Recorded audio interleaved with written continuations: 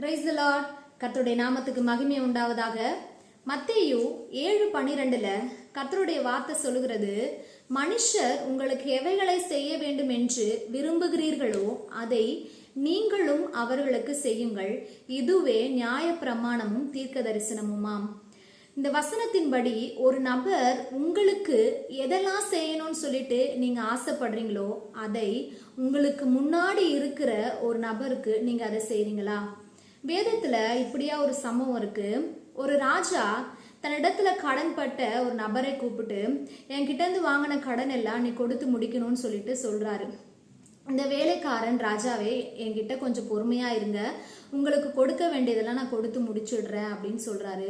இந்த ராஜா அந்த வேலைக்காரன் மேல மனதுருகி அவன் கொடுக்க வேண்டியது எல்லாத்தையும் தள்ளுபடி பண்றாரு, அவனை மன்னிச்சும் விட்டுறாரு. இந்த வேலைக்காரன் தன்னிடத்துல கடன்பட்ட ஒருவனை கண்டு, என்கிட்ட இருந்து வாங்கின கடன் எல்லாம் நீ கொடுத்து முடிக்கணும்னு சொல்லிட்டு அவனோட கழுத்தை நெரிக்கிறாங்க. இந்த சம்பவத்துல இருந்து நம்ம பாக்குறது என்னன்னா, இந்த வேலைக்காரனுக்கு ராஜாவின் இடத்துல அவன் எதிர்பார்த்த இரக்கமும் பொறுமையும் மன்னிப்பும் இவனுக்கு கிடைக்குது. ஆனா இந்த வேலைக்காரன் இடத்திலிருந்து உடன் வேலையாளுக்கு அந்த பொறுமையும் மன்னிப்பும் இரக்கமும் அவனுக்கு கிடைக்காம போகுது. நீங்க இன்னைக்கு யோசிச்சு பாருங்க, நீங்க எதிர்பார்க்கிறதையும் நீங்க விரும்புகிற காரியங்களையும் நீங்க உங்களுக்கு முன்னாடி இருக்கிற ஒரு மனுஷனுக்கு செய்றீங்களா? தேங்க்யூ. God bless you.